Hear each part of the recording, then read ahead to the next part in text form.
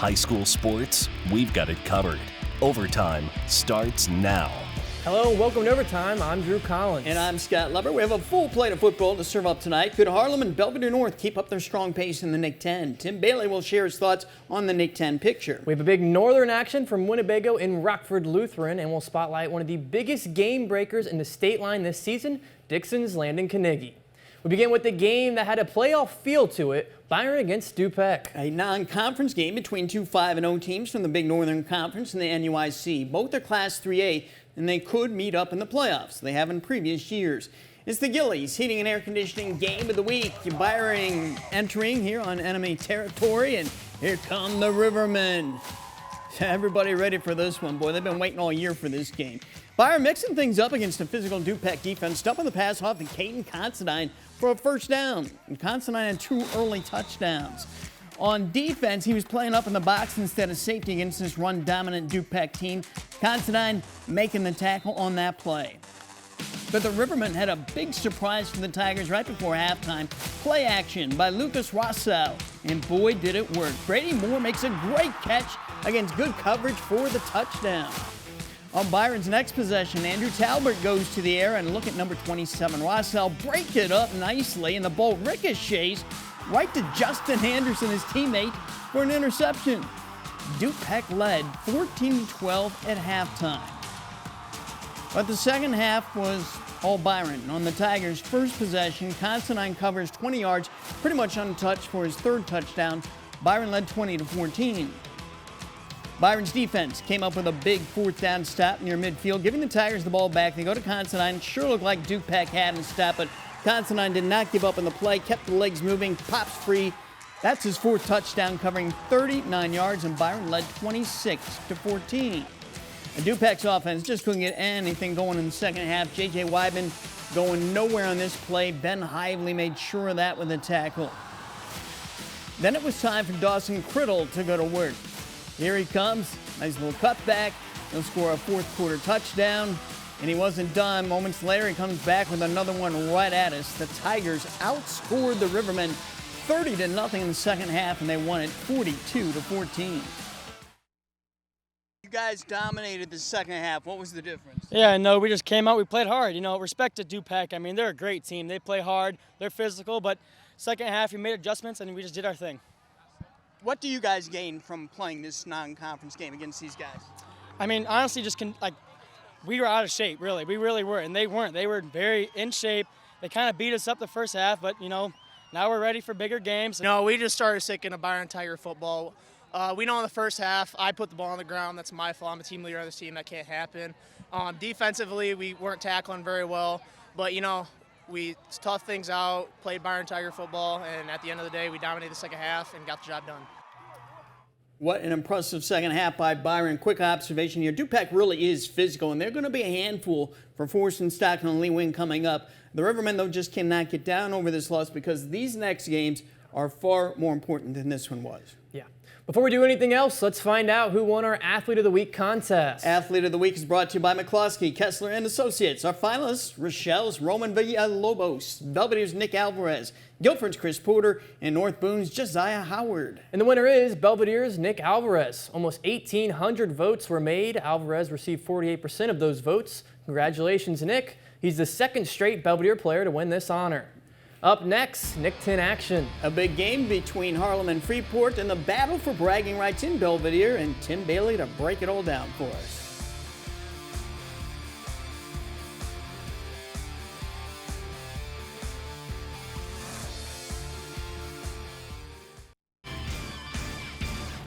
The Belvidere North rivalry has tilted heavily toward the north side of town. North had an 8-game winning streak going into their game tonight. The last time the Bucks won was 2016, which is the year the Cubs won the World Series, and this might be the year for the Cubs. But could the Bucks do the same?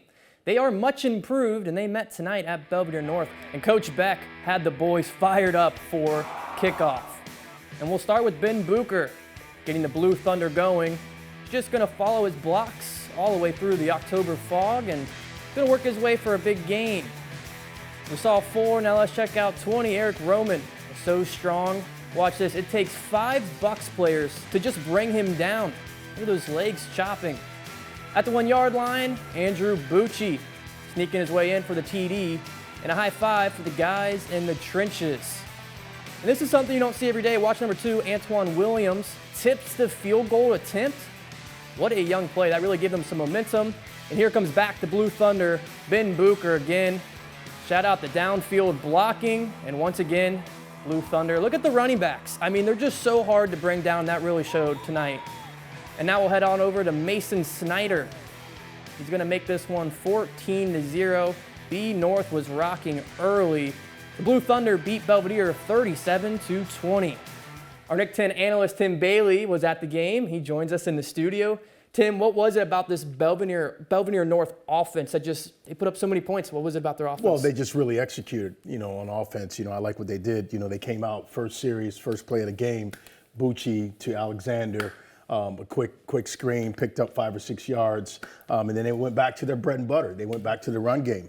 Roman had a great game tonight. Bucci had a great game tonight, and so did McElroy. So what they were able to do on the ground, really establishing that running game and make it really, really tough for Belvidere to actually come up and make a big stop. So again, kudos to that offensive line as well.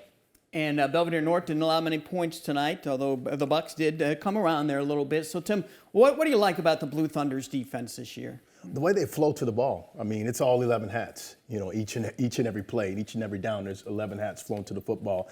They play well up front. That front four plays well. They get pressure on the quarterback. And then what they do on the back end in terms of just really making plays when that ball's in the air speaks for itself. And they did a phenomenal job tonight doing that.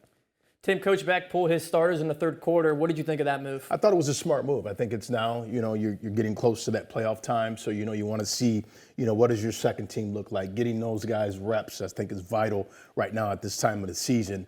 Thank God they had the lead. They could actually do that, get those guys in. But I thought it was a heads-up move by Coach Beck for sure. All right, that wraps up that game. Let's check out some more Nick 10 action from tonight. Knigge took on East at Swanson Stadium. Drew Shockley rolling out of the pocket, fires over his receiver, Caleb Parker, scores from 13 yards out. Shockley then going to sneak it in with those wheels of his for the 2-point conversion. And Shockley again going to carry the football here out of the shotgun, fakes the handoff, and here he comes bursting up the middle. He does have really good legs. That's another touchdown. Extra point attempt by the Indians is going to get blocked by the ERAB special teams. Knigge, though, takes this one big, 34-0. In Freeport tonight, the Pretzels hosted Harlem. Tyler Sorensen covered that game for us. He joins us with the story of that game. Hi, Tyler. Yeah, guys, this was a big game for both teams. Harlem was trying to rebound from an emotional loss last week at Guilford, and the Huskies need to keep the win to keep their conference championship hopes alive. Now, Freeport is also fighting to get into the playoffs, as the Pretzels were 3-2 coming into this game. Now, why don't we just start with Harlem's opening drive, and why not give it to star running back Dwayne Broom as he takes the buck sweep to the house to start this scoring fiasco between these two teams, as you see it right there. Now, Harlem looking to retaliate, and they do just that as quarterback Thomas Olson takes it himself from about the 1-yard line, more like the 1-inch line, making it 7-7.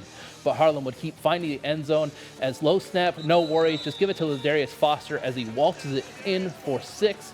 And next drive for Harlem, give it back to Broom, but hey, it's a counter as Jawante Jones-Williams takes it to the house, dragging defenders along the way. Now, this next one, why not just go to the air? You guys saw it on the ground. Why not take the air as Braxton Fawcett hits LeBron McClellan on the slant and says, "Get off me," and goodbye as he takes it for another Harlem touchdown. Now Harlem looking to score one more time before the half. Give it to Foster as he goes 50-plus yards for the touchdown as Harlem takes this one 59-14. Now, we keep talking about Harlem's offensive prowess, but the one thing that stood out to me was kicker Romeo Vasquez, who was able to pin Freeport deep in their own side of the field, multiple kickoffs, giving Harlem's defense a lot of room to work with, and in turn giving their offense a very short field. Guys, back to you. Thanks, Tyler. Auburn took on Boylan tonight. And let's start with Auburn quarterback Xavier Lindy. Nice bullet pass to Gavin Sanders, and it's going to take it real far, going all the way into Boylan territory. Boylan down at the 10. Quarterback Dominic Cacciatore with the handoff to Alex Hernandez, and he slams in for a touchdown. Boylan moves up 7-0. Here's Cacciatore. He's going to get another handoff. This time, Caden Gates nearly avoids a tackle before he sweeps in for a Boylan touchdown.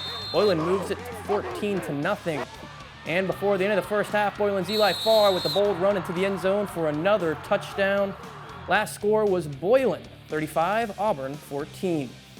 All right, let's get some more thoughts from Tim on what we just saw, especially that Harlem taking it to Freeport. Nice bounce back by the Huskies after that loss last week. Yeah, absolutely. You know, that sour loss last week against Guilford, you know, I think, you know, now, you know, they got that loss out of their way, put it in the rearview mirror. Now they look at these next 4 games going forward, and it showed tonight how well they played. They rebounded. And then, again, that's what great teams do with well-coached teams as well. Yeah, and last night, Guilford dominated Jefferson 40-14. We thought Guilford might have a letdown after 2 emotional wins against Harlem and Knigge. And so what do you think about the Vikings and them moving forward? You know, I think, you know, I expected them to go on the road and beat up on Jefferson like they did. I think, you know, what they did defensively, you know, it showed on defense. They were actually had a lot of duress on Jefferson quarterback Williams, flushing him out of the pocket. So there was a lot of things that they did defensively well that I didn't see last week. But, you know, as it pertains to what they did offensively, I mean, you see here my man, Baby Beast Mode, doing what he does best, picking up yards. You know, I'm not surprised that Guilford went on the road and got that big W again. You know, what I like to see Guilford do going forward, make plays when they need to make plays. Mm-hmm. Folks, as always, you can get more Nick 10 football information from Tim on the Bailey Pod. You can find a new episode on YouTube every Thursday. This week, he's joined by Belvidere head coach Sean Donnelly. Tim, thanks as always. Appreciate it, See you guys. again next week. Absolutely, can't wait. All right, we have our spotlight story on Dixon's Landon Knigge coming up. But next, we're back to the highlights in the Big Northern, including Rock Falls against Winnebago.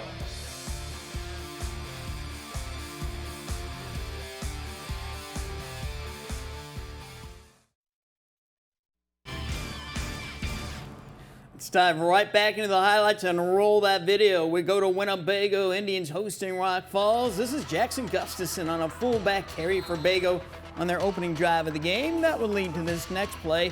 The QB, Caden Langhoff, on the keeper, getting outside. Boy, he looks good on this run. Slips a tackle, and he's going to go in there for a 26-yard touchdown. Now let's check out the Bago defense. Number 65, Connor Wishop, making a sure-handed tackle there. Rock Falls wingback Logan Tomey on the keeper. Show some really quick feet on this play. Gets to the edge, gets a first down, but Winnebago rolls over Rock Falls 44-12. At Lutheran, the Crusaders hosted Genoa Kingston. GK going to be in the red zone here. Cody Cravata, QB keeper, and he scores 6 points. Now the Crusaders have the ball. Richard Anderson sweeping over to the outside. It's going to be stopped for no gain. A nice tackle there by Blake Ides. Cogs next drive. Owen Zacard takes the carry, zooming through a bunch of tacklers and making his way in for a 56-yard touchdown. GK again. It's going to be Cravata launching a pass to his receiver, Benjamin Kleba. And Kleba catches and adds 6 more to the board. Genoa Kingston defeats Lutheran 63-14. Also in the Big Northern, Dixon shuts out Stillman Valley 55-0. Oregon defeats North Boone 45-13. In the NUIC tonight, Fulton gets its first win, defeating Dakota 55-14. EPC looking impressive, defeating Forston 51-24. Stockton stays undefeated, winning on the road against Galena 30-12. Lena Winslow wins its 5th straight, defeating Morrison 46-7. In other area games, Morris defeated Rochelle 37-14. Morris is undefeated. Canelan beats Sycamore 34-14.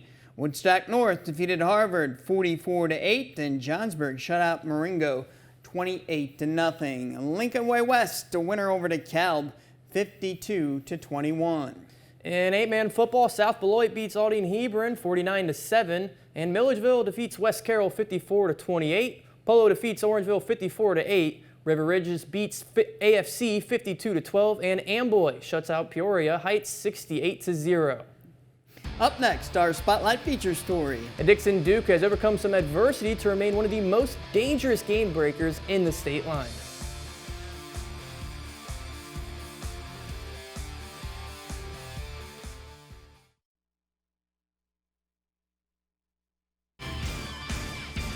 Great football runs through the generations of many state line families. One is the Knigge family of Dixon, and the latest Knigge talent has been giving big Northern Conference defenses major problems for the past couple of years. That's tonight's Spotlight segment, brought to you by Rockford Career College.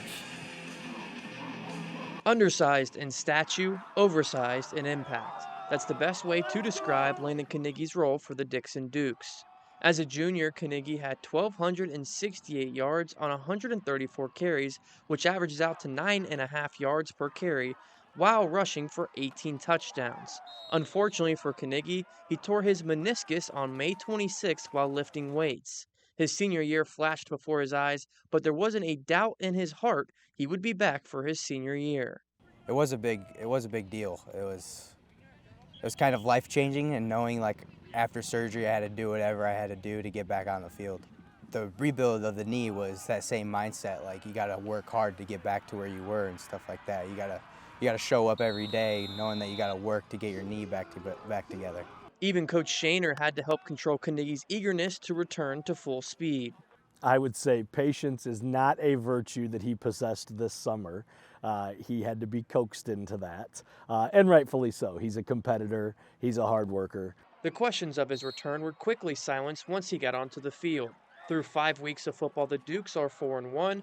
Knigge has 64 carries and 761 yards, averaging out to over 11 yards per carry and 13 touchdowns. He also has a couple receptions and a receiving touchdown. If Knigge keeps up this pace, he will have well over 1,000 yards and over 20 touchdowns this season. All of this to mention, he dedicates this to his discipline and hard work, not just true talent. When Coach calls the play that's for me, I take pride in that, because knowing that he has he knows that I can do something, and then like I know that I can do something too, in which I just try to do everything every time, just 100 mile an hour even in practice. I'm 100 mile an hour because you practice like you play. Landon Knigge isn't the only one in the family to be a household name in Dixon. Grandpa Tank was a stud in the 70s. Knigge's father, Jared Knigge, also played in the late 90s.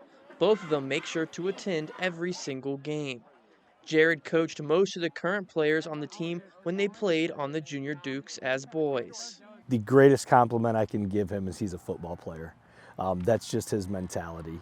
I know he talked a little bit in his interview about that and kind of growing up and the influences that he had. But he's just he's a throwback, old school kid. He is not afraid of hard work. He is not afraid of contact. That's the way he was raised. Again, that's his mentality. He's not a big talker. He's not a rah-rah guy.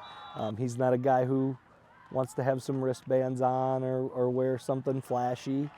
He's going to come and show up every day. And that's not just on game day. That's at the practice field. That's in the weight room. At the end of the day, Landon Knigge has made his own name in Dixon, and he is a true believer that his life is the reality of a hard-working young man chasing his dreams.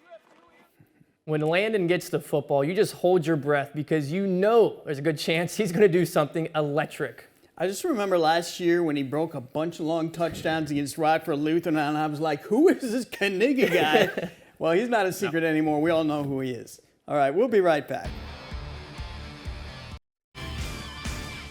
It's time for our Napleton Auto Group Play of the Night. The top play caught on our cameras. This was so good, we're going to steal one from last night here. This is the Guilford Jefferson game, and who got the football?